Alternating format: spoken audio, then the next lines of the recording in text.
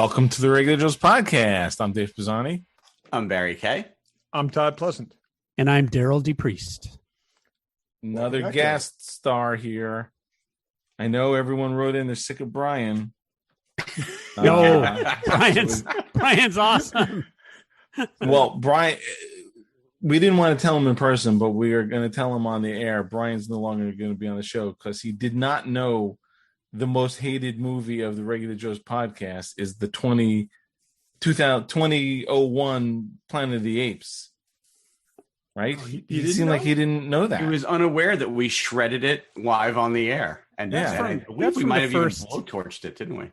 That's from the first, 50 episodes or something like that? Gotta be. We've touched the base. We've touched that. In those early years, we slung a lot of hate around. There was a lot of hate. So I will say I can forgive him for that. Yeah, that is the official most hated movie of the Regular Joe's podcast. I feel like the first 150 episodes were like a therapy session where Dave worked out all the people he's got anger issues with. I don't think I've ever worked that out. And then Brian, it's a joke. You're always welcome on the show. Thank you. We got Darryl here. We're gonna talk about was it last week? I can't remember. We did the prop store things, and that got us to sort of texting and talking about replica props and stuff. So we're gonna dig into some of that stuff. So more on that later. But what else are we doing? How's everyone doing? Anyone out in the world? Has anyone been to a movie? Brian was the only one who's actually been out in the world. Darryl, what about you? Oh yeah, I've been out to movies. We went to Disney World not long ago. We went to Disney World. We had to wear masks. I may have mentioned that already on the show, but we went to Dollywood in Pigeon Forge, Tennessee. No masks there. I don't know if they've ever had masks. I don't know if they were ever closed.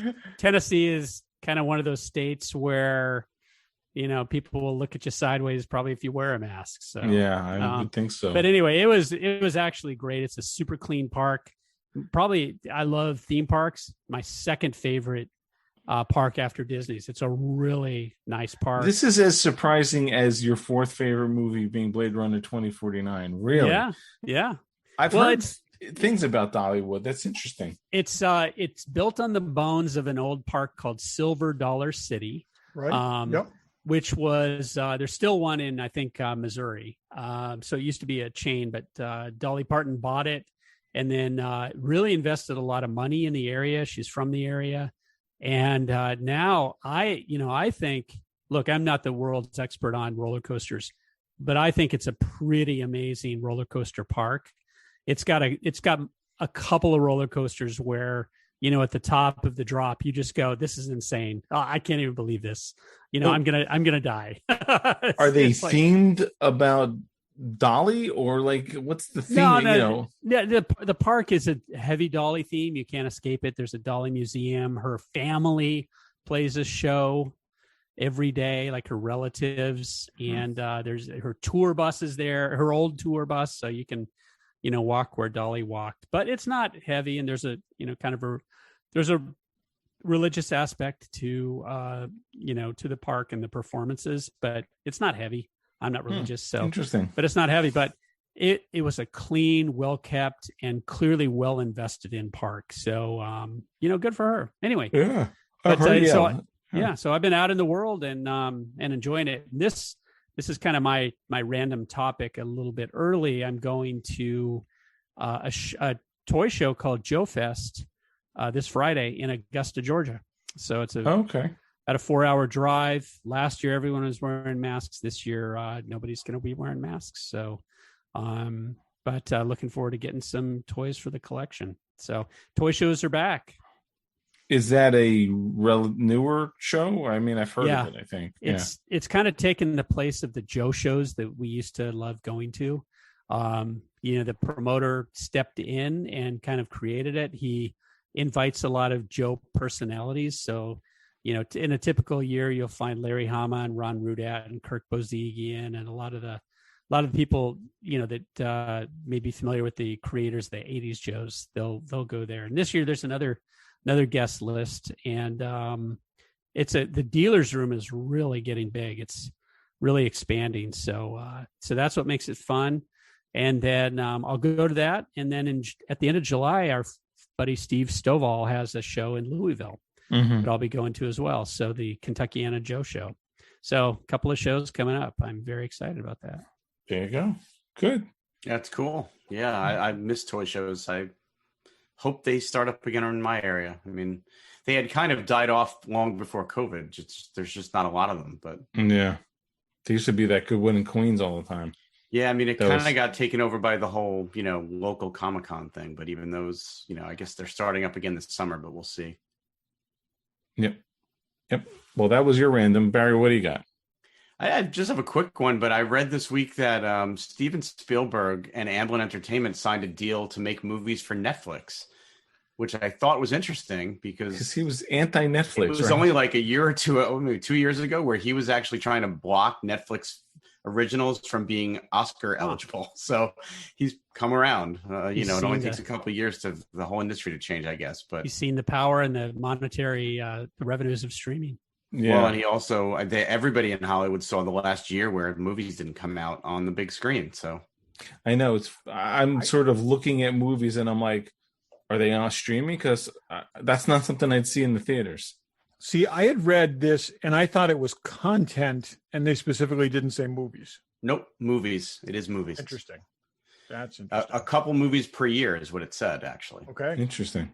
So, and then we've had this conversation maybe off the air, maybe on, but I was having it with people I work with this week because we were talking about movies and theaters opening up again and trying to figure out what's the first film I'm going to see back in the theater. And I'm still debating on whether I'll see Black Widow in a movie theater or watch it at home. I haven't decided yet. I feel like that's the movie that would get me to go, but I'm not sure. See, from a revenue perspective, I mean, you've got a household of 5 people who watch it, right? It kind of makes sense. That's the thing. I mean, it's going to cost me over $100 to go see it in the theater, and I can watch it at home for $30. So I don't know. And frankly, Barry, your TV's bigger than 2 of the screens at my local multiplex. So, well, I'm not rocking the 120-inch screen like Dave is, but I do have a nice sized TV. No, I don't think I'll go see that in the theater. I mean, I don't know. I think there's only one sort of the mainstream theater open near me. Alamo's not open yet. I don't know. I wouldn't go to the theater near me. Not that it's a bad screen. It's just a bad experience. It's a zillion commercials. It's packed with people talking and all that. I hate all that. So I've got a great theater. I've got a really great theater to go to. I'm just not sure. Yeah. Well, I think, Barry, you hit the sliding scale of economics. It just makes sense to stay home. For me, it's just me. Patty doesn't like the pop culture movies that we like. So it's just me going. I definitely want to see Black Widow on the big screen because it'll cost me, if I go, on a Tuesday bargain night, or, bargain day or something like that, it's $8. Mm-hmm. So for me, it makes sense. I want to go to the movie theater. I want to support the theaters, and with just me, I'm going. So every blockbuster that's in my genre, in the genre, I want it. I'll see in the theater. Yep. It is funny because we were talking about this last week. I definitely will. I've watched everything that's sort of a big movie that's coming out on streaming, and a lot of them I would never go see in the theaters anyway. So I'm kind of fine with that. I mean, I wish they would keep doing that because there's definitely stuff I'm not going to theaters for. But Todd, what do you got? To that end, roughly a month later, after Black Widow, you'll have the opportunity to see The Suicide Squad, which, having just watched the trailer for, I think I want to see this movie. I could not picture myself getting into that place, but well, it is James Gunn. It is. I watched that trailer today as well. They own that. I mean, it's like it says in the trailer from the director of Guardians of the Galaxy. I think what it says is from the twisted mind of James Gunn. From the twisted, exactly. Like and there's some weird shit in there, and I think you to make this work, you need to embrace the really weird shit. And I think they didn't go. It was the other one was just inconsistent and nonsensical and not. This could work. This really could work. Yeah, I watched that trailer today too, Todd, and I thought that the stuff with the dog / weasel on the plane was actually pretty funny. I haven't seen they the killed trailer. 23 kids. But the good thing is it's HBO Max and it's going to be on television for free. Minutes later, I don't. So, again, like I said, I am very enthused by this. It looks, like I said, it looks really interesting. I know you can make anything look interesting in a trailer. Not true. But when would you ever have thought that Harley Quinn would be the most consistent character in the DC universe? Like that actress has consistently played that character now. And what is this, her 5th movie? It's actually, it's true when you think about it. It's the 3rd, right? Well, no, she was in Suicide Squad. She was in Harley Quinn movie, and now she's in Suicide Squad. The Harley Quinn movie. She was in more than that. Wasn't she in? She was in one of them, I think. She was in another one. So this is her fourth time. But it was a minor part. Squad was so bad, Birds of Prey it like 3 times. This is. I think the Birds of Prey to me was unwatchable. We paid to rent it on demand and just turned it off. It was so bad. I saw that in the theater on $5 night, and I felt robbed. It was. It was like Yeah. Well, I'm happy to watch that one at home. So, but just the starfish comment. it's you got to see the trailer anyways.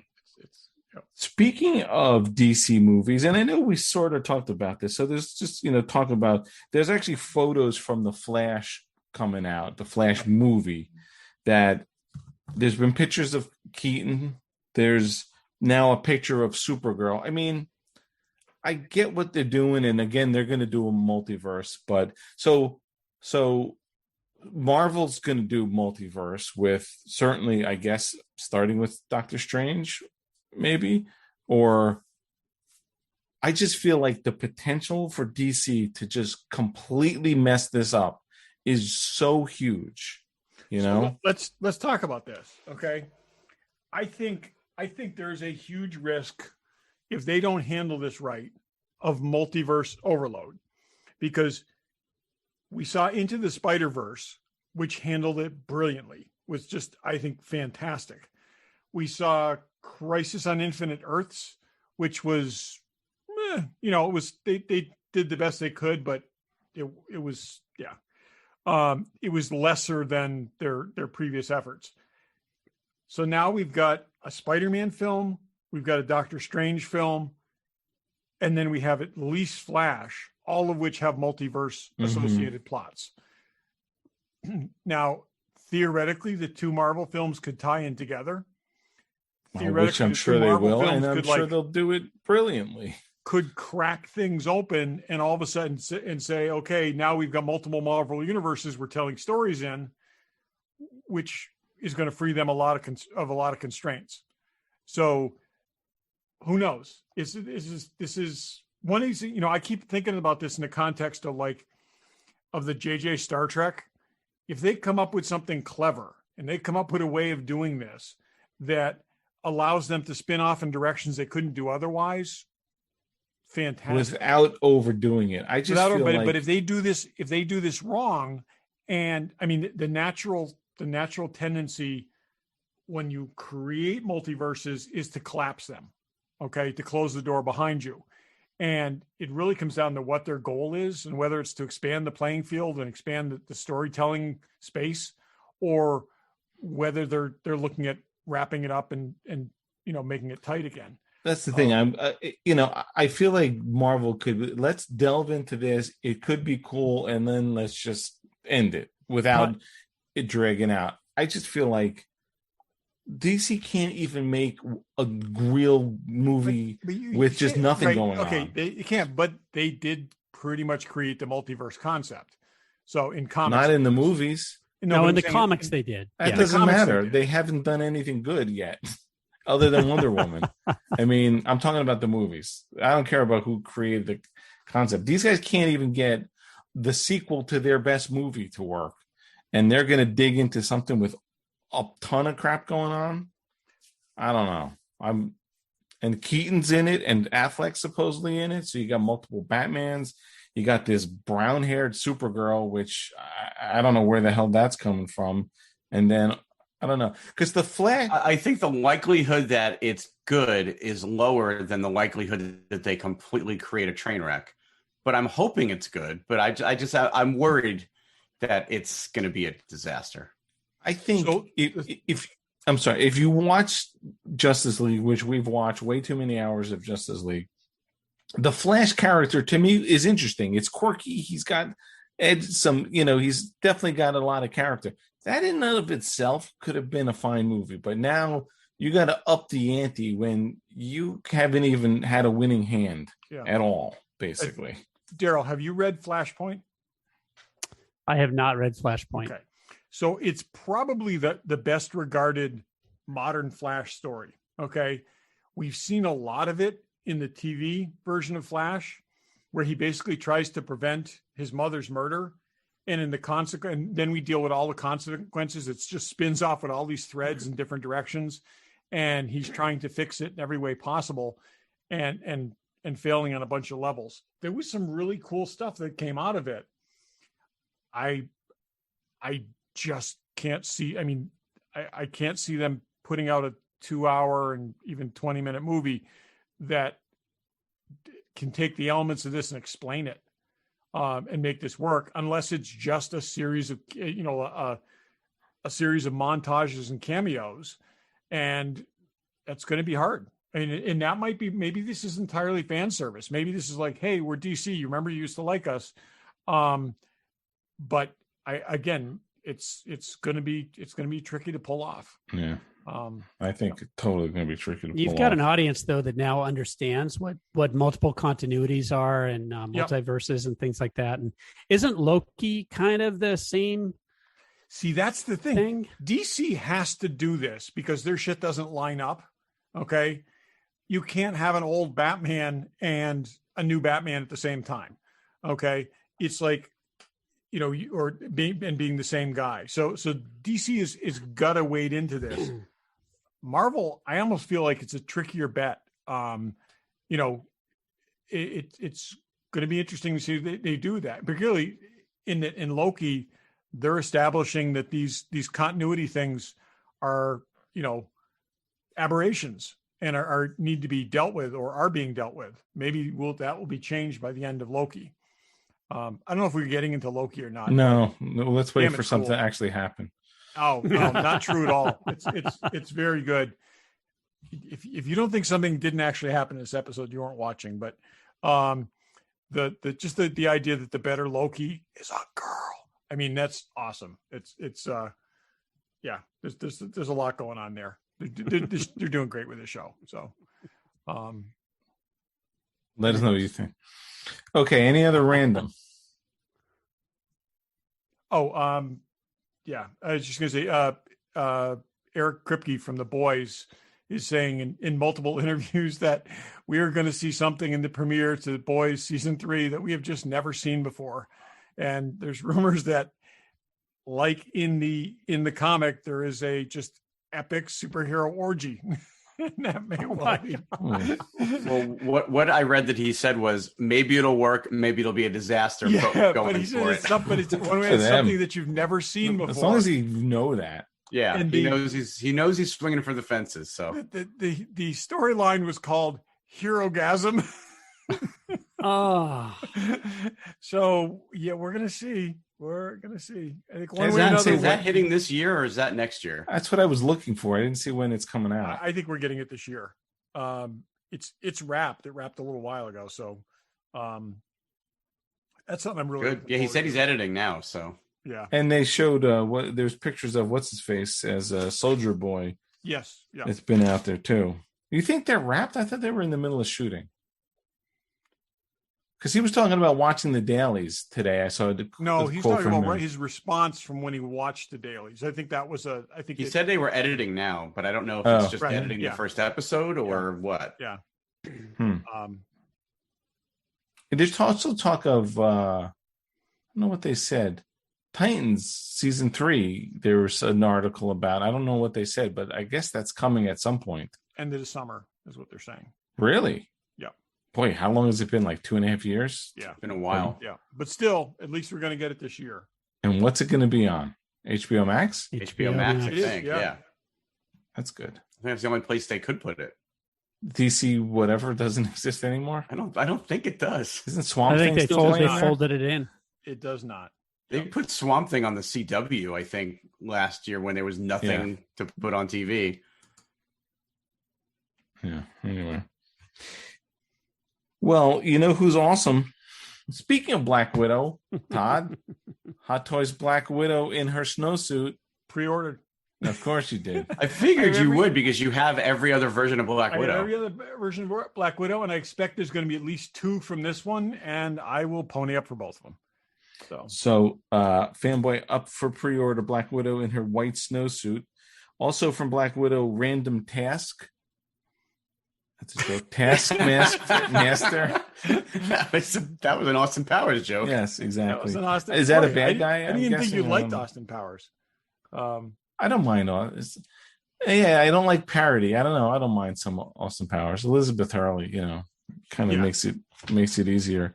Also, a cool Mezco 112 Fantastic Four. They have the whole group. It's amazing. I got to say, really cool. if that, there's some of these things that I've got a few of these things, and some of them they just knock it out of the park.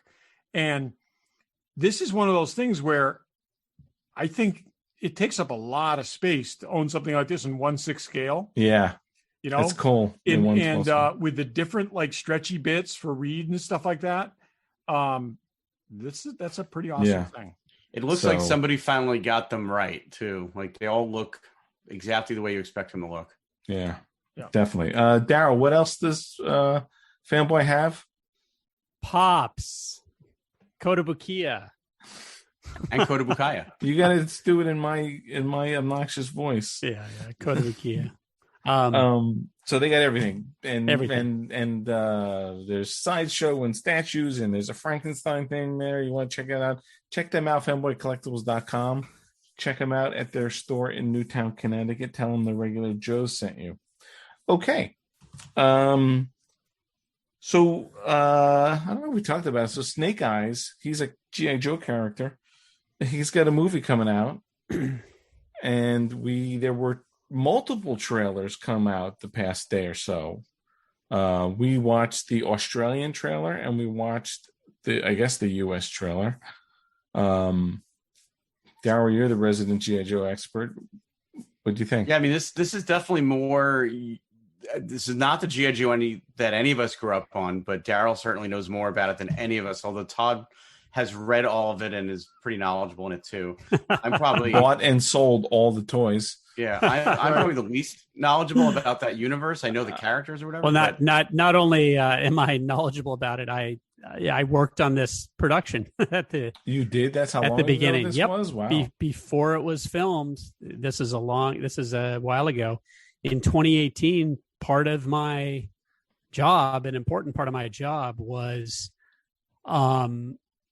inputting to the filmmakers the kind of the essence of G.I. Joe, the Arashikage,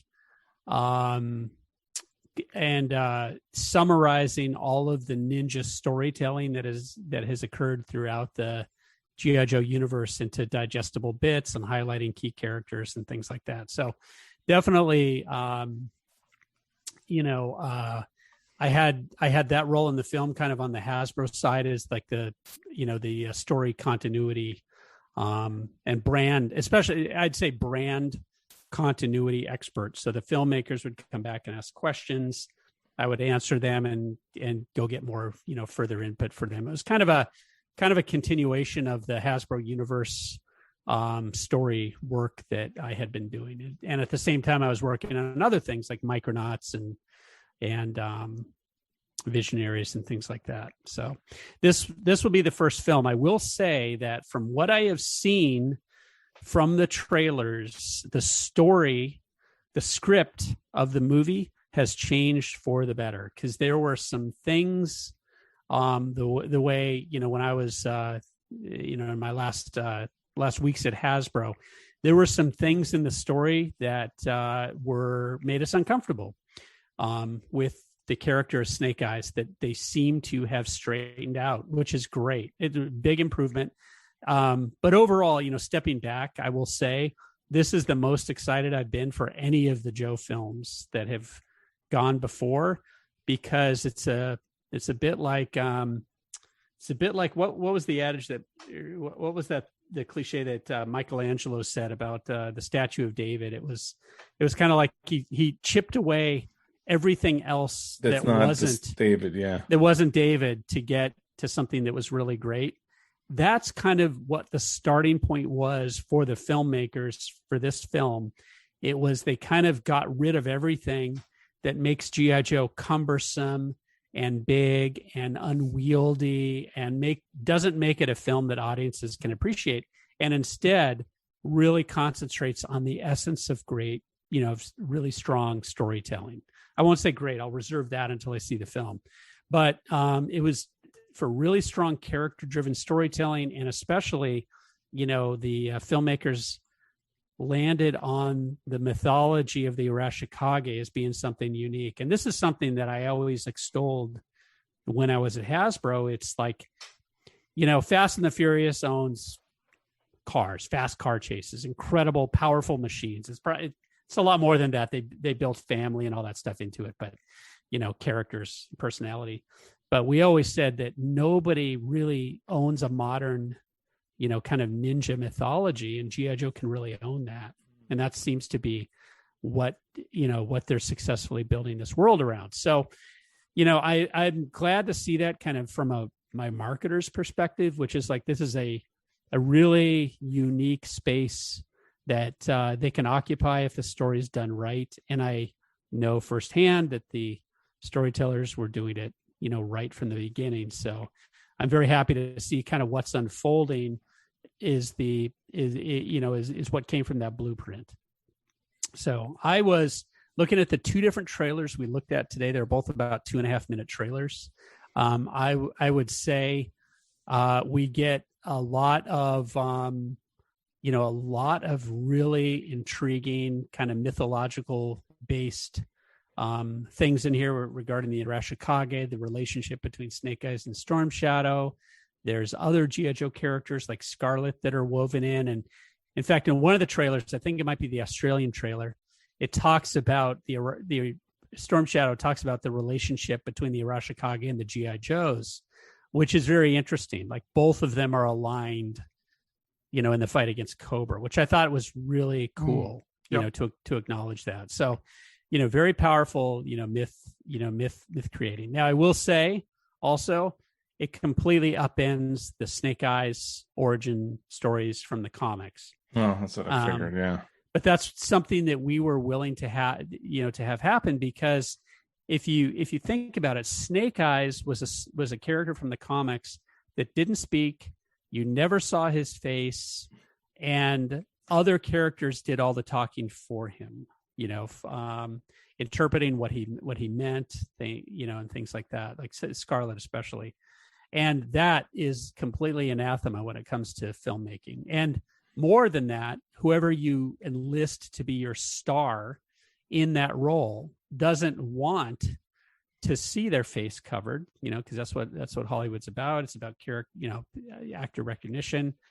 It's great if Ryan, Ryan Reynolds wants to become Deadpool. He was already Ryan Reynolds when he took on that role. Other actors, aren't as, who you might want to sign up for Snake Eyes aren't as far along in their career, as comfortable with that. So anyway, they upended Snake Eyes, and I don't know the final storyline, but I can, make a lot of guesses, which I won't go into here based on the trailers. But it looks like they did a really strong job, I think, of building this character and giving him purpose. Are the old school Joe fanboys just going crazy because, they would rather see a movie where you don't see his face and he doesn't talk?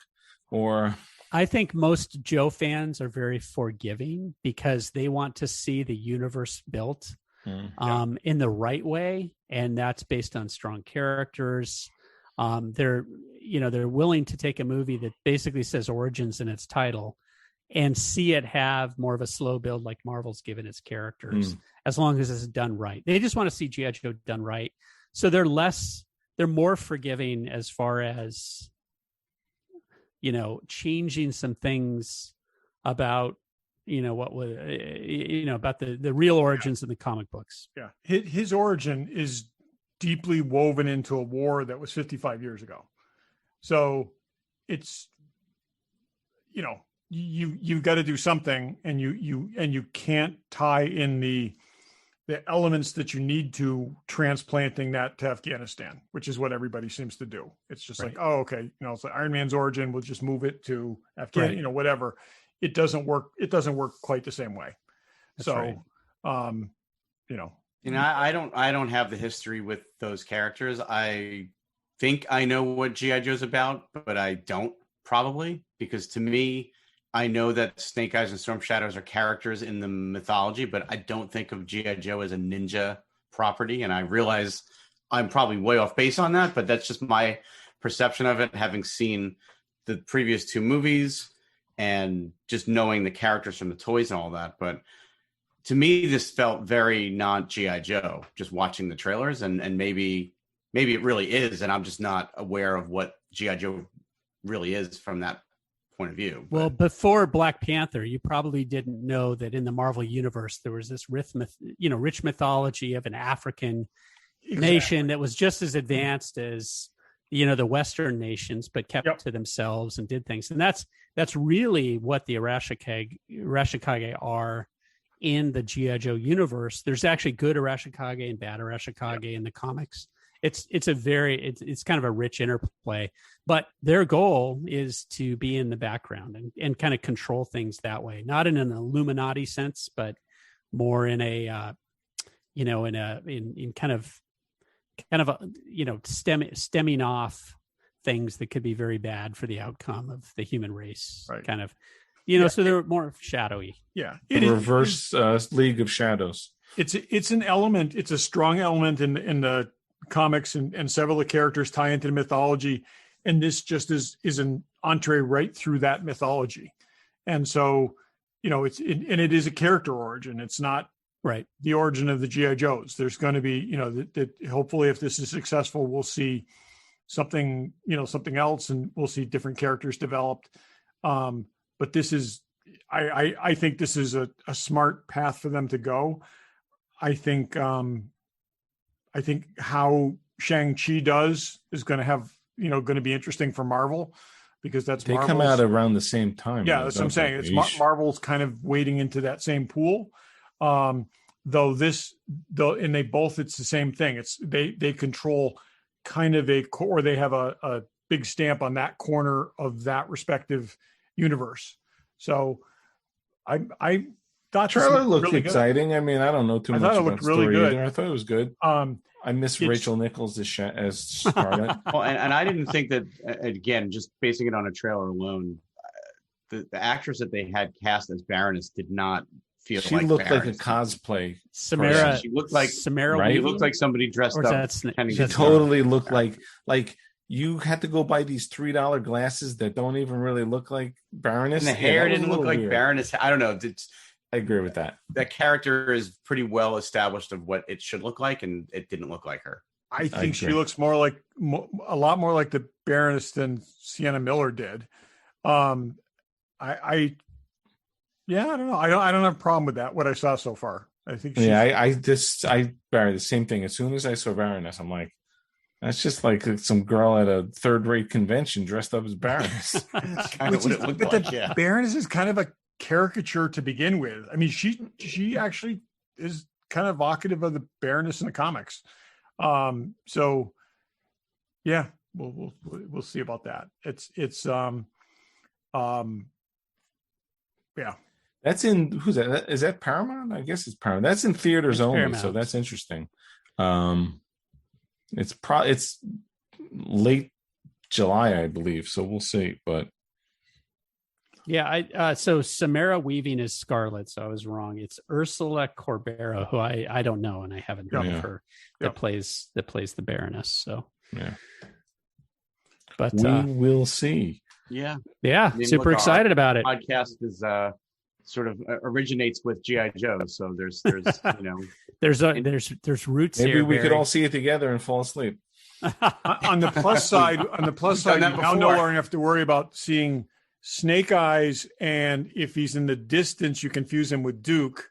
Right. If he's far enough away that you can't see the scars. Right. So, Okay. It's like, yeah, because With that Snake Eyes, that's a picture. yeah, that's what he looks like. So at some point in the Marvel comics, Snake Eyes was a white guy. They restored him with the plastic surgery. Is that the Yes, that's that's restored to the plastic surgery, but he still got some minor scarring. Yeah, at one point he looked like full on Jonah Hex. He was pretty scary. Totally, but again, Jonah he was a blonde white dude for a long time. The funny thing, the tragic story of Snake Eyes was in the Marvel Comics run, he was restored finally after all these years of him living with torture and vocal cord damage and all this stuff. He was restored. I think it lasted for like one issue, and then his face was destroyed again. Yep. So it was this typical for Snake Eyes, which is bad luck because followed him. Yeah. Well, we'll see. Check it out. End of July. Okay. So last week we talked about the prop store auction, which has got a ton of stuff. I actually got something now that we've bought stuff from them. I get little mailings. They're very hot on trying to acquire stuff. I get an email a week and postcards and stuff like consign your items. Bring your me too. I'm like, feed the beast. Do you want an ashtray from the set of Tattingers? I have that. I want to consign. I also have a couple of slates for movies no one cares about. But what though, Dave? Somebody cares about them. That's the thing that you're maybe missing. There's an ass for every seat. Yeah. I'll put up my Hudson Hawk. I don't even think I have one of those. I think that was someone else. Any Bruce Willis movie would sell. I don't think I have. There's an auction coming up that I am consigning a bunch of stuff for. So, oh really? So the please do please for consignments do work. Although I got to tell you, auction curators are more discerning. They really want, to your point, Dave, they really want something that's going to stand out. So they don't want run of the mill anymore. But yeah. But the thing I got, I guess, showed one of the last Indiana Jones hat. That one was from Raiders. Went for $400 and some $1,000, which is crazy. And this thing is only estimated at I guarantee it goes over 200,000. There's no doubt about it. Oh, for sure. Yeah. That's anyway, a very low ball estimate. But after that, I was doing some digging, and I'm like, I know there's stuff I want to bid on. And then I said to myself, I had been looking over the past 6 months of I got on I need to have an Indiana Jones hat from the movie, which I'm not selling my house to get. Probably, I don't know that will go over well. So I was doing some digging, and so there are certainly with the Indiana Jones stuff, the company that made the original hats for the first 3 movies still makes the hats. You can get an Indiana Jones style hat from the same company that makes it, Herbert Johnson. And I don't know, maybe I'm just crazy, but to me, they're not a ridiculous amount of money. This is a hat maker in London that's been making hats for, 125 years or more. But for 300 and so many pounds, you can get an Indiana Jones hat. So, now, Todd, we have, or the 3 of us have the one from Disney World, right? The $50 Disney World one. Barry, do you have one of those? I do not know. Oh, I thought we all got that night. I think that's what I have as well. And Todd, I thought you had a different one too. Didn't you have a different one too?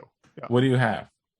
It's actually it's another. Someone else had an Indiana Jones license, and I have that one too. So It was before this company had it. So aren't there so many different models though of the hat even from that company that you're talking about, Dave? You can get multiple versions. Yeah, there is definitely Raiders versions. Well, it's funny on that website. I think you can get a version from each of the movies. And then they even have some weird movies. And there's a lot of talk about at the end of Raiders, he's wearing a hat that looks gray. They sell a gray hat. Now, that is it Daryl's shaking his head no. Is it lighting?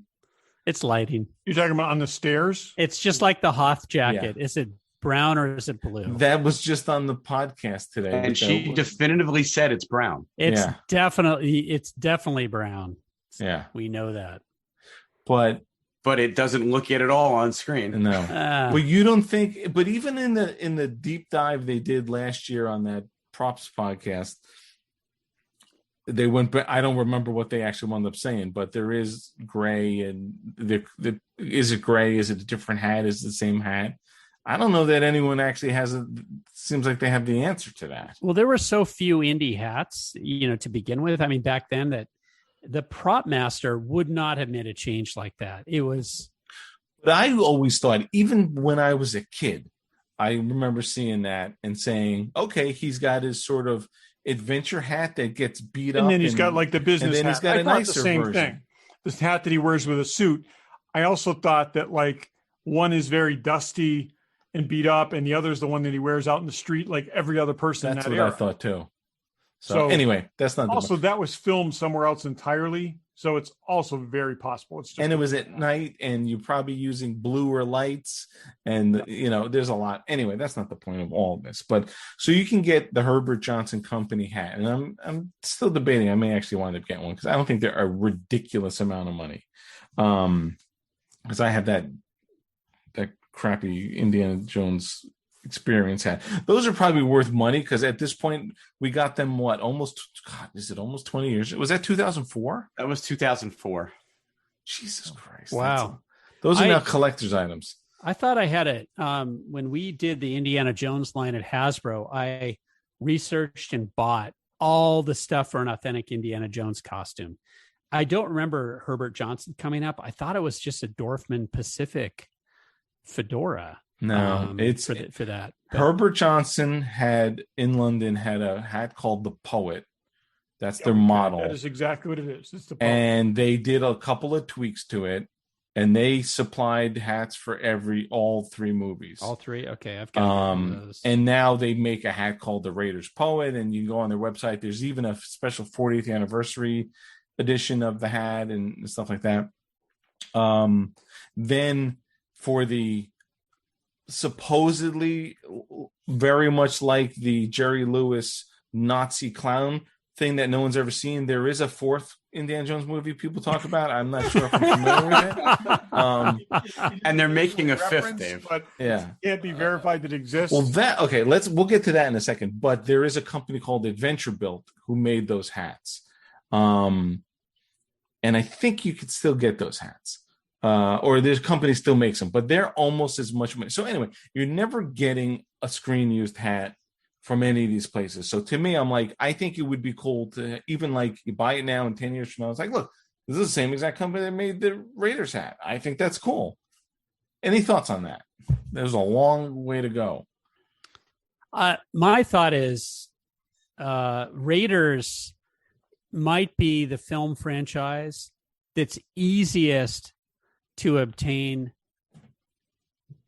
the identical things that Indy wore on screen, because many of those companies still make the exact same thing today. That's kind of crazy. Yeah. Plus, you're right. And you guys all have the jacket. We all have the jacket. And the crazy thing is, I don't know if it's crazy or not. The jacket is the cheapest thing to get. Yeah, the Wested leather jacket is like $150. Lambskin leather jacket is incredible. At least when I've got one, it's the best deal. It's like $235. If you want to buy a jacket anywhere, I don't know what sharp looking leather jacket, just go buy a Wested leather jacket. Oh, and by the way, it's the same one that Indy wore. Yeah, 40 years ago. And you can buy the different versions for the different movies, but but that is definitely the easiest path of entry into an actual item from the same company who made it. And it's all the items, Dave, because in 2008 Crystal Skull came out, right? I think it was 2008, and we were doing the toy line, And as part of our presentations to retail, I dressed up as Indiana Jones. And I on the company dime, I said, okay, I'm going to buy all the different authentic things that Indy wore. And I went out and bought the West End leather jacket. I bought 2 David Morgan whips, one of which I was able to take home. I bought all the other stuff, but I had that licensed hat that we all have, or I had the Dorfman Pacific lid. There's a specific shirt that all of the and there's also a website where all the people have scrutinized every frame of Indy gear. Right, exactly. Indy gear. Thanks for the reminder of that. They tell you exactly what the shirt is. You can go buy the shirt. And then like the only other stuff they didn't have was the Webley and the holster. The satchel bag is easy to get because that was like I think a World War II Soviet surplus. World War II British gas mask bag. Oh, gas mask. Yeah, exactly. Gas mask bag. You can still get them. And the shoes. I think the Alden shoes you can get still. Yeah. But that's what's crazy. Here's a movie made 40 years ago, and you could basically buy, unlike Star Wars, which is otherworldly, you could basically get the 3 most, or if not more, and more than the 3 most iconic items to make up this guy. I find that kind of fascinating. Though, it's the era and it's the UK. Okay. And some of these companies had been around forever already at that point, and that's who they sourced from because they were reliable. That's a good point. The hat companies is like, and it's they no wanted big deal. to be able to get, around. they wanted to be able to get these things, and they could, contact them, make orders, know that they were going to follow through on it. But the other thing is these are all also very classic, very iconic things that pre-existed. And, it's like you can, 75 years ago, you could get a pair of khakis and a blue blazer. Yeah. This outfit is basically the same thing. It's what, it's Humphrey Bogart wore in The Treasure of Sierra Madre. And exactly. And so on and so forth. David Morgan passed away, but his company still makes the whips that you could buy today. They still make the braided whips. Yeah. They're not cheap. They're the same. They're about $1,000 depending on what size you get. But I don't know. I think I'll go with the hat first and see. But to have those 3 things is cool. The last thing, and I have these in my display case. And if I haven't sent pictures of my display case, I probably send them again. I think we've seen you guys them. post them on the website. Yeah. And I made a pair of gloves, and you can easily make a pair of the gloves that Indy uses in Raiders by just getting the thinnest, like lambskin or calfskin gloves you can get. They're light tan, and then you just have so much fun weathering those. Yep. I actually over weathered mine, but if you freeze frame, you notice that there's all kinds of tones in that leather. There's like it's a very light tan, but if you put dark tan, there's a lot of blacks in there, like almost like oil. And there's some reds in there, like blood stains. So much fun to weather your own pair of gloves. That just that I think it takes it over the top.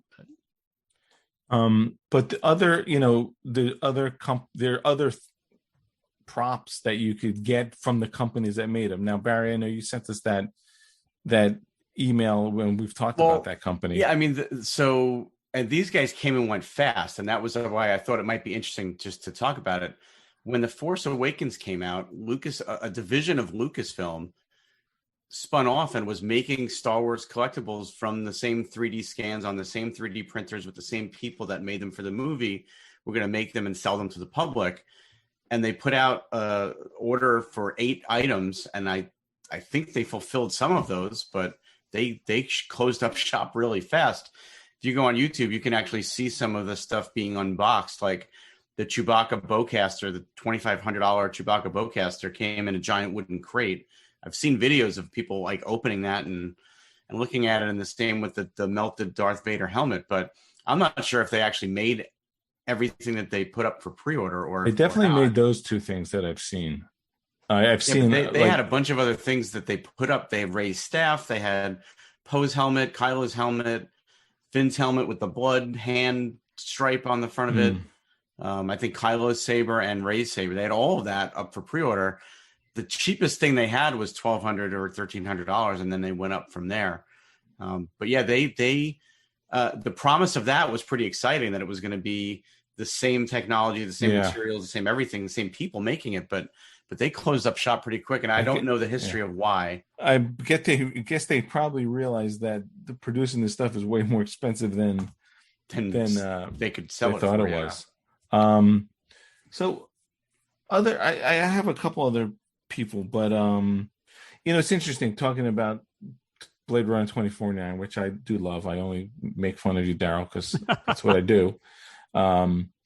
But I think didn't Johnny Walker make the bottle for that movie as a throwback to the original movie, and then they sold it as a limited edition.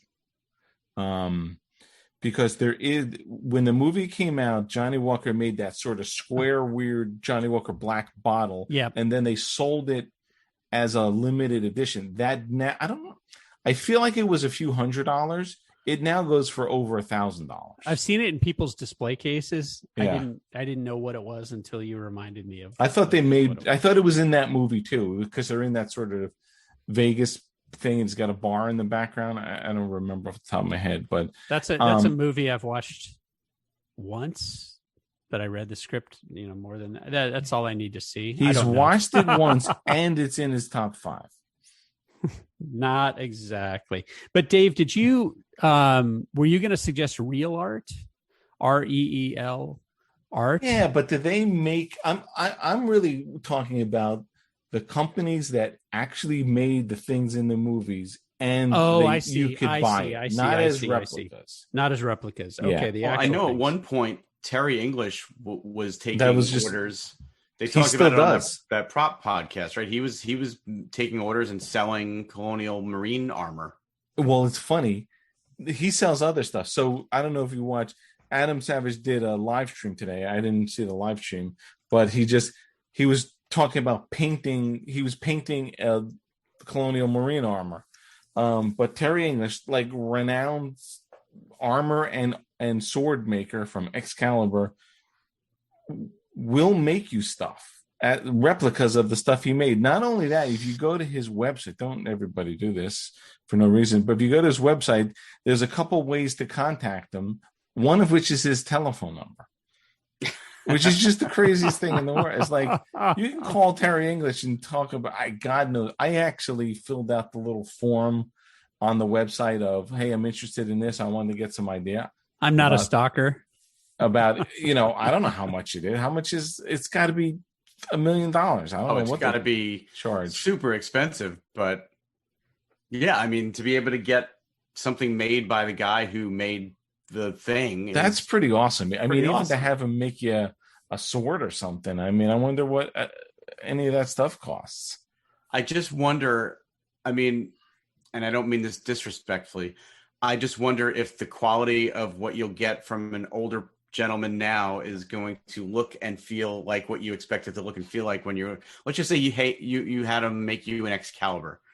Would it look like the one from the movie, or would it look something like it? And he'd be like, in his head, it's right, but you're going to scrutinize it way more closely than he might.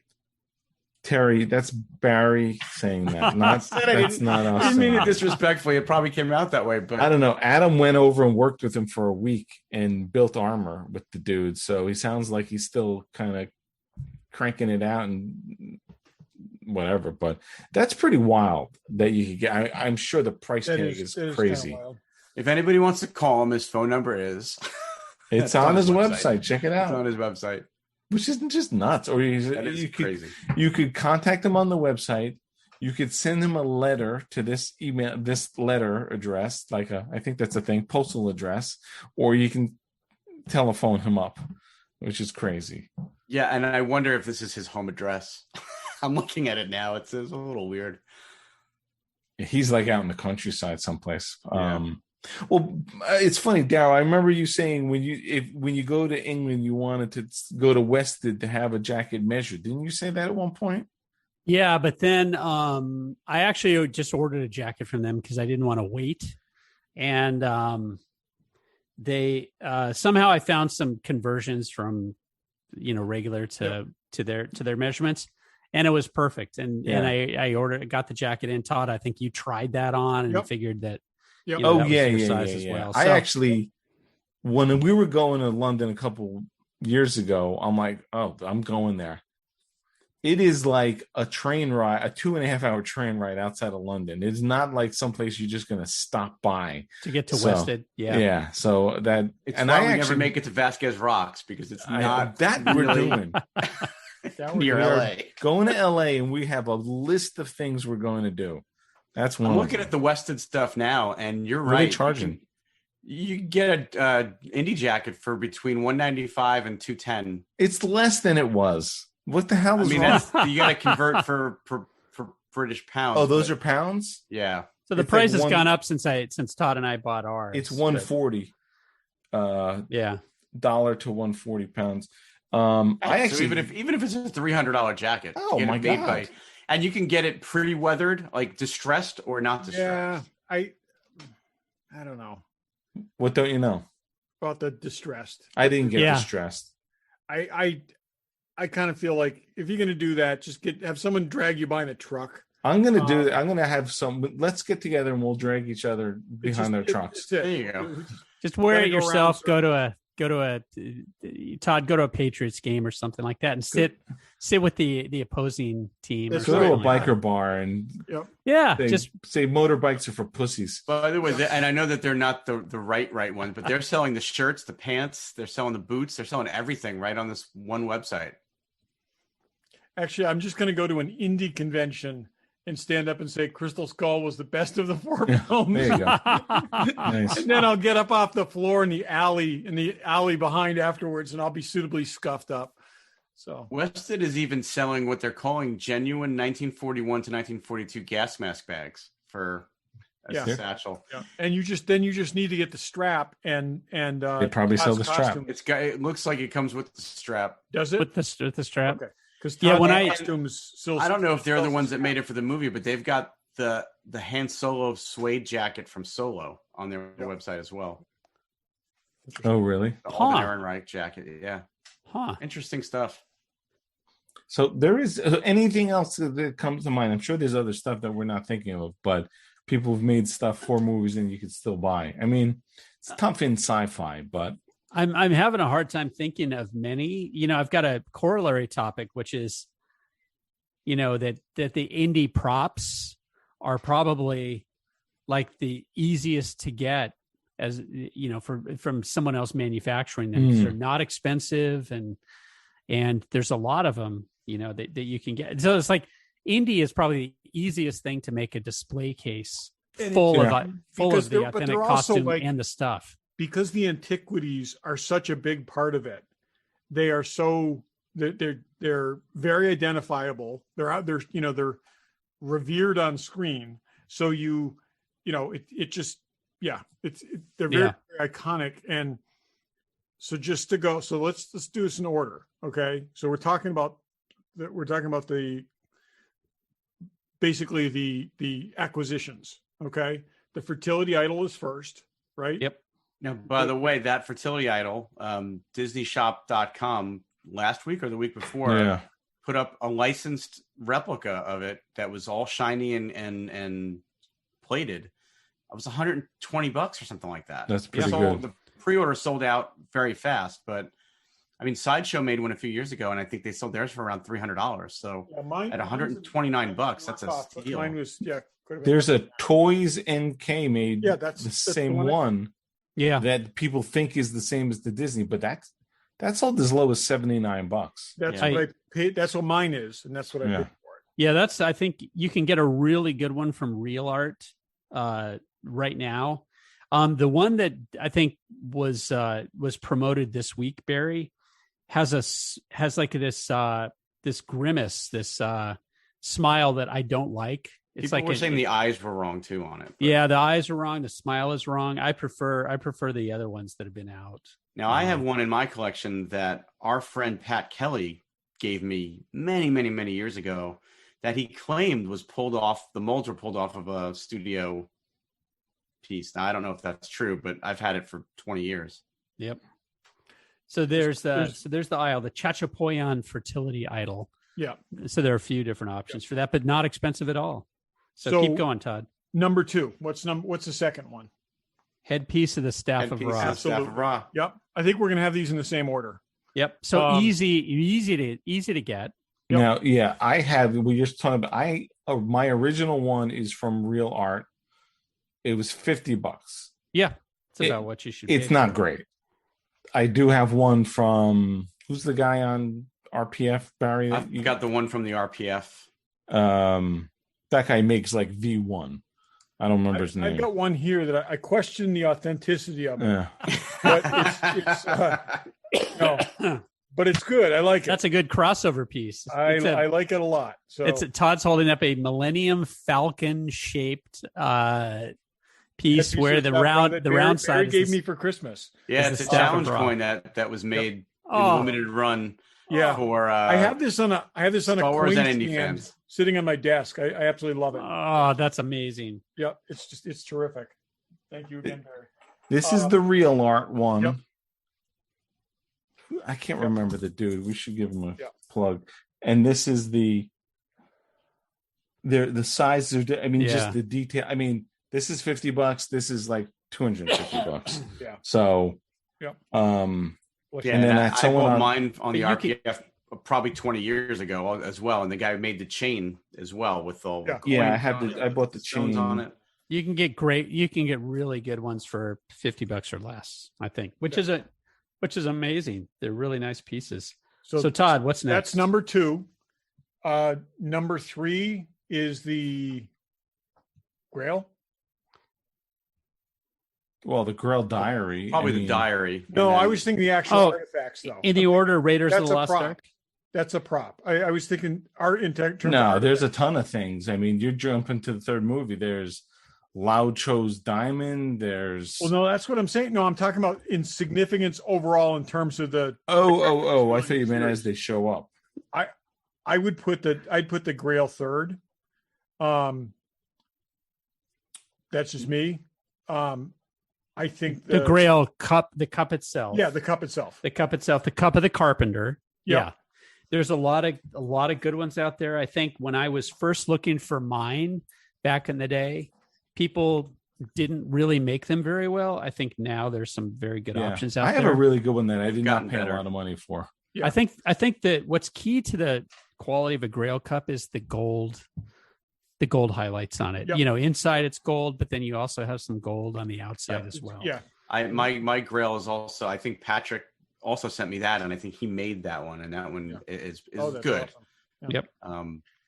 So that after that it kind of opens up. Yeah. And so you're not counting the diary? Well, no. I think the diary. I think the diary is a prop. That. I think these, that it's a belonging. Well, I think these are prizes. Probably got to go the Sankara stones, right? That's what I'm thinking would probably be in terms of recognition. Did you want to talk about the Grail, the diary, though, Todd? Were you agreeing that that's kind of no? Because I'm saying the Grail diary it's like like the hat or the gun. It's not an object that they recovered. So it's not the MacGuffin. It's exactly. I'm saying I would say it is a MacGuffin, but it's not. I know what you mean. But I'm saying it's not the thing people are racing to. It's not one of the antiquities. And there's like 3 people who make those, 2 really, and they make. I have one. They're just amazing. So anyway, there's 350 if you want to buy them. The Sankara stone. Mine is not. I'm talking about the diary. The diary. Yeah. The diaries are just off the charts. Unbelievable. Yeah, they're crazy. And so good that I got mine from the guy there's a guy on eBay who makes them and sells like one a week. Yeah. So it's got a waiting list, but the Sankara stone. So I have a Sankara stone, but it's an opaque one. And I've seen a lot of good ones lately that are clear, oh, really? Yeah, like mine is solid. It's like translucent cast resin, but it's painted well. Yeah. So I'm thinking I might have to upgrade because people are doing them now with really great, this cracked resin that if you put a light underneath it, really that's actually cool. If you Sankara find stone. a good one, let me know because I don't have one. Yeah. So I can think of 2 more prominent ones. Cross of Coronado. Cross of Coronado. Yep. And there's a guy, Indy Magnoli makes one, I think. It's not cheap, but it's good. Well done. I've seen pictures of it. Yeah. Yep. Real Art has one as well. What else would there be? It'd be the diamond, I think. The diamond. Then there's the statue of the little thing of what's his face. The urn of Nurhaci. That's what I meant by that. I look at those two together because they were going to be traded. Right? Oh, right. That's one for the other. Good point. Yep. So they're linked. So the peacock's eye diamond and the urn of Nurhaci, you can get the peacock's eye diamond pretty commonly. That's easy to get. Not the urn of Nurhaci though. Yeah. Mine is real great. I've had it for a long time, but it's it's just a plastic hollow, resin thing. But they did a really good job of getting the different colors from the cream at the top to the jade at the bottom. It's really nice. So, but I'm sure you could get them out there. I didn't do a search for that, but I also got someone on the RPF made his lighter with the clover on it. Yep. The clover you can get. I just was reminded of another one from the scene of the Obi-Wan Cantina at the beginning of Temple of Doom. There's the Peacock's Eye Diamond and the Urn of Nurhaci that are kind of interlinked, but somebody also makes an antidote vial. Remember, Indy was poisoned. That's cool. Yeah. So it's that unique, like light blue vial that was the antidote that he had to take. That would be cool to take. That is good. I hadn't thought of that. So that's out there as well. So I saw that. That's one I don't have. I'm going to have to go get.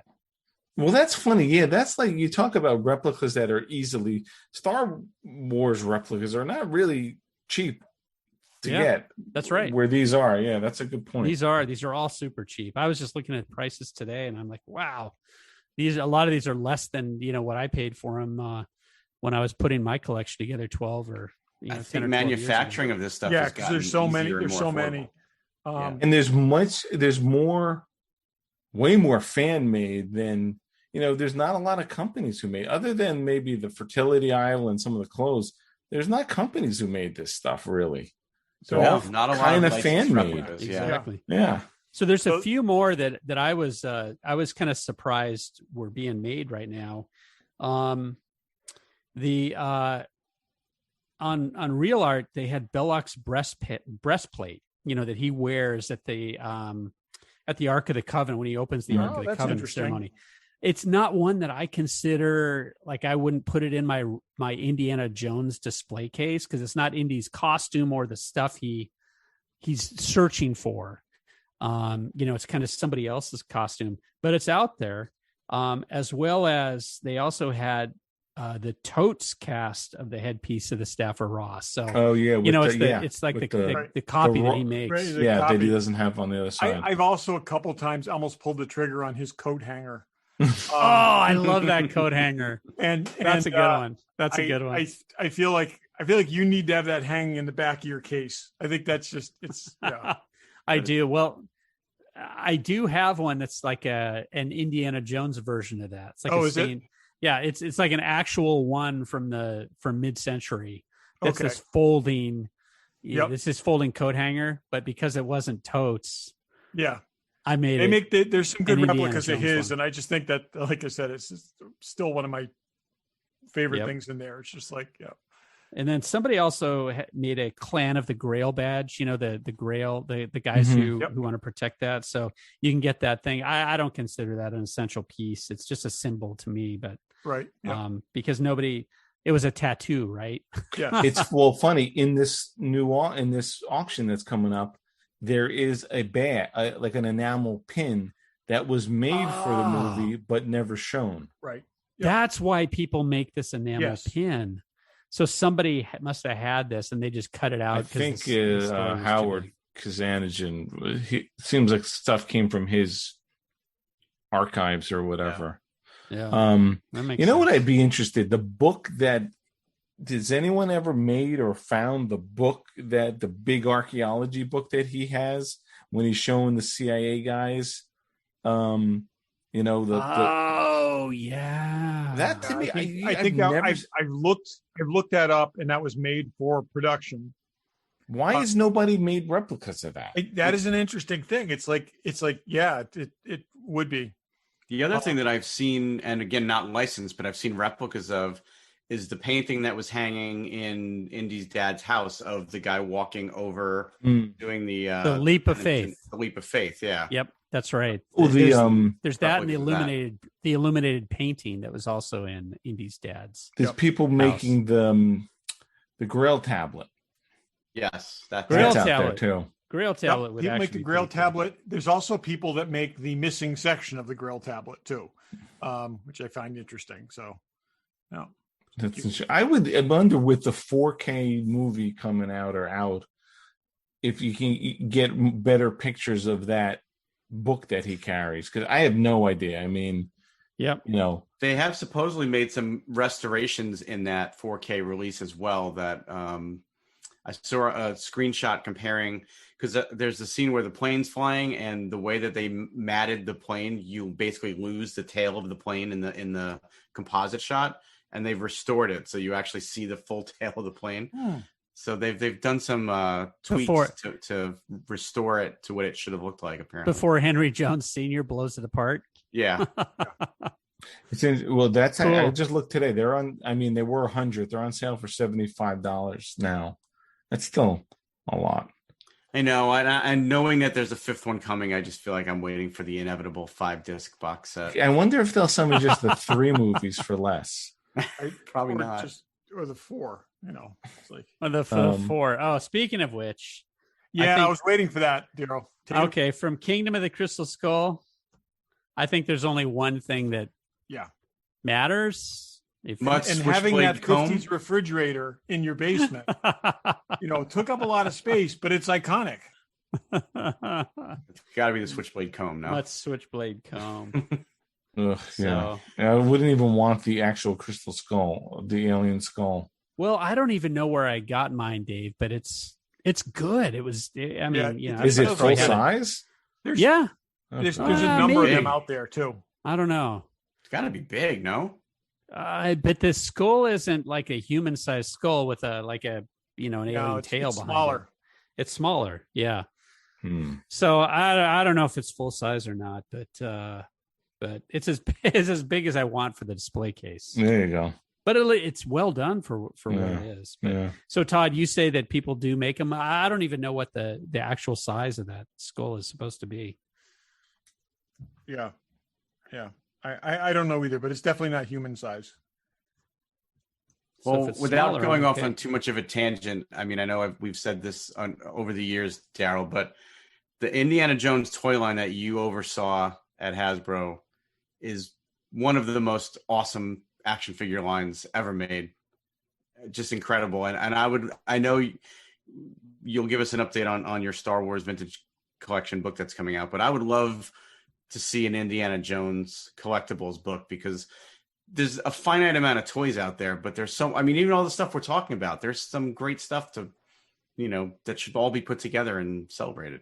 Oh, thanks, man. It was, it's actually one of the lines I'm most proud of. And I may have said this before. It's like, I think the packaging is some of the greatest packaging ever created. And, my hat's off to Adam Pagano, who was my packaging partner. He's now at, on his own in Texas, but he's the one who came up with the idea of like a whip that went from the background to the foreground on that packaging. And it's just brilliant. And it made it so indie, but it's got that, tequila sunset color pattern that I love. So, I couldn't have been more proud of that line. I wish it lasted longer. That's the main thing. It's like it only lasted 35 figures or whatever, 35 items or whatever it was. I don't even remember, but. Well, you blame Spielberg for that. If he had made a better movie, you could have maybe had another line. Indy was always niche. At Hasbro, I had a huge bet with the guy who was in charge of design at that point. And he said, "Oh, Indiana Jones, you'll never make it work." He says, "I can't even believe we're doing this movie." He says it's going to be, it's like a maybe $7 to $10 million toy line, which at the time is like Hasbro wouldn't even bother with that, right? And I said, no. I've done the numbers. I said I think it can be much higher, like $35 million, which is a good toy line. So we had a bet for a 6-pack of beer. And I won that bet. But the problem was our sales guy took the initial, Indy sold very well out of the gate because it was a real collector pounce. Like, to Barry, your point, like we were going, oh, line is great. But there really weren't many kids who were Indy. Didn't have legs. Didn't have legs. And my son Joey was the one because he wanted all of it. And we ended up getting all of it for him. And a lot of it for me. So he was I bought the one. it by the Joey. case. I bought all those things. I don't know if I still have all of them. I gave Mark wanted to open and play with them, but I bought the cases of that stuff. I've got every one of those figures still packed away. They're amazing. It's the case of what you call the false positive. So out of the gate, our sales guys were going like, how big could this line be? And that's their job. They want to. Yeah. If something looks like it's going to be on the trajectory towards 100 million, they're like, crank it up, tell the factory to clear the decks. We're going to make more of this. And that's the real problem with Indy. I said, you got to stop at this number. And they ordered twice that amount. Yeah. So that's the typical thing. And is it buried with the ET games somewhere? No, it wasn't that big a problem. Yeah, we didn't have to worry about it. But as we got towards the end of the year, we knew that we would never be able to ship a year 2 of Indy. It was just going to be a one and done. And that's when we had to fold the figures that we had in production, but we eventually released them as a Comic-Con exclusive, like that last wave, a few years later, like the last 6 or 8, maybe 6 figures. It's 6. 6 figures came out. So that, Have you looked at what that set's selling for on eBay these days, Darryl? No, I haven't. Is it a good amount? It's like $400 to $500. Yeah. Wow. I'm thankful I have one. Wow. Yeah. So that's like maybe second or third behind that Death Star set we did. Yes. The Death Star set is still crazy out there. But so Ian, it's rare that you get an encore like that and you're able to scoop up a last wave and actually get it out. My great regret is we had figures we wanted to do like Katanga and other figures that I really wish saw the light of day. It was fun stuff, and those, anyway, there were Katanga and a few other characters I really wanted. Then of course the Nazi troop builder figures you want to just put out in multi-packs. Yeah. Well, we actually got those out, but yeah, right. Not to your point, like the 4-packs of those. Yeah. Did you go to the archives to look at anything when you? Oh, that's the sad story of my life. I'm sure everyone will, cry tears about this, but I went to the Lucasfilm Ranch a number of times. I'll even say many times. But my design counterparts who we always went out there together, design and marketing, they always took the trips to the archive to do quote unquote research.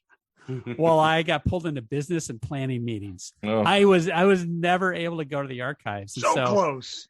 It's like having that idol and just having it snatched away from you. It was totally snatched away, and I couldn't make up an excuse to get out there because, my counterparts at Lucasfilm always wanted to talk about forward planning. So, so I always had a day.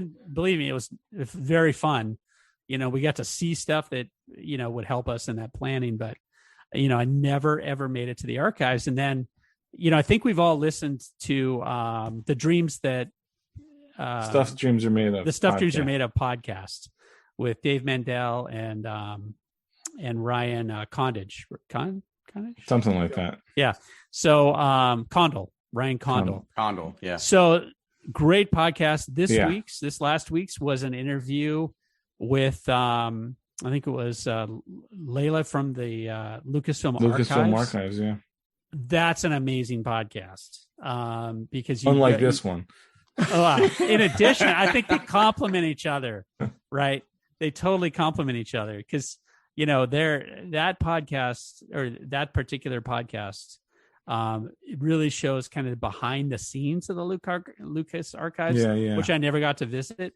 But in my mind, I could see everything that she was talking about there. And you need to write an Indiana Jones toy line book and we'll go to the archives with you to help research. Right. We'll carry your bags. Take it into consideration. So next week, 6 days from now, when the Star Wars Vintage Collection Archive Edition actually goes to the press, Yes.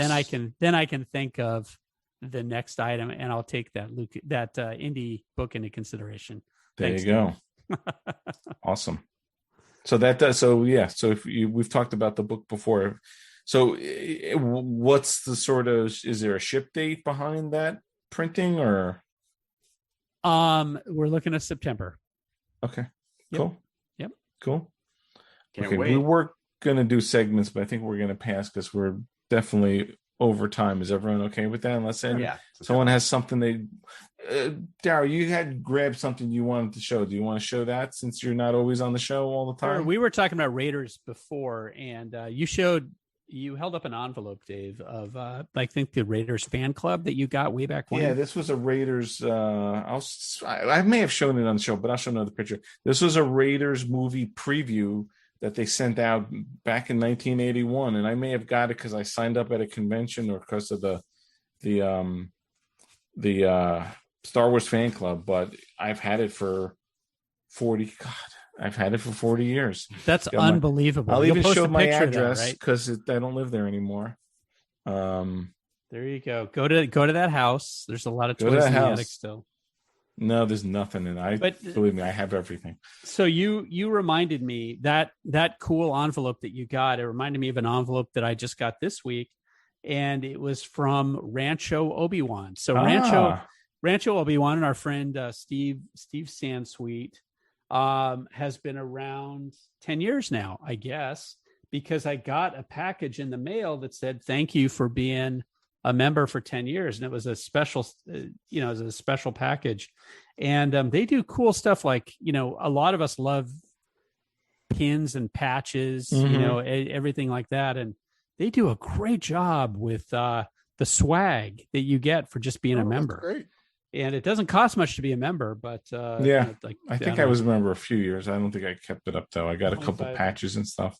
And pins, they do all that kind of stuff. So thanks, Steve. It was cool to get that, to acknowledge the support. And, I can't wait to see you in person sometime, when I can travel out to California. That's the trip. It's sort of we've talked about going. We just have never made it there. Rancho Obi-Wan, down Vasquez Rocks, the Blade Runner building, the Brian Mix house. That's right. And we'll just squeeze the Lucasfilm archives in there somehow. Sure, that's at the Presidio. And if you love Disney, it's at the ranch, isn't it? Oh, sorry. Did you say the Lucasfilm archives? Yes. Yeah. They're at the ranch. Yeah. My bad. I've been to Presidio. Lucasfilm is at the Presidio. Yeah. Yes. Yeah. They're split. The Lucasfilm archives are actually owned by George Lucas. He kept those. Yeah. And because he's going to put them in a museum at some point. It's part of they do traveling shows. And when stuff you like sell that. the company, you keep your toys. I mean, exactly right. Well, believe me, Barry, that was all part of the negotiation, right? Yeah. I'm sure Disney would have loved to take ownership of that, but I think George had a much bigger vision. His Museum of Narrative Art, I guess, they found the home where it's going to be in LA, the land and and they're building the building, but it's about much more than Star Wars. He's also got one of the biggest. I think he and Spielberg share a Norman Rockwell collection, so that'll be part of it as well. So it's all they're champions of the art that wasn't popular. The high art. They're fans of low art. Yeah. That actually propelled the storytelling of from the 30s on. So that's what we're going to see. It's going to be super cool. Great. Yeah, absolutely. Anything else? Anything else we want to cover? I have a quick last thought, if we're there. Okay. Go ahead. Okay. This past week, an actress named Joanne Linville passed away. I knew that. Yes. I had this as well. Who has been in a bajillion different things. She did a lot of bit parts and stuff, but she's mostly known as being the Romulan commander from the Enterprise incident. Mm-hmm. And I looked it up today because I just assumed she must have had a name, but she didn't. She was Romulan Commander. Oh, really? Romulan Yeah. Commander. That's it. Yeah. Again, there weren't a lot of Romulans that actually were, memorable from that series, and her and Mark Leonard's character probably are the two.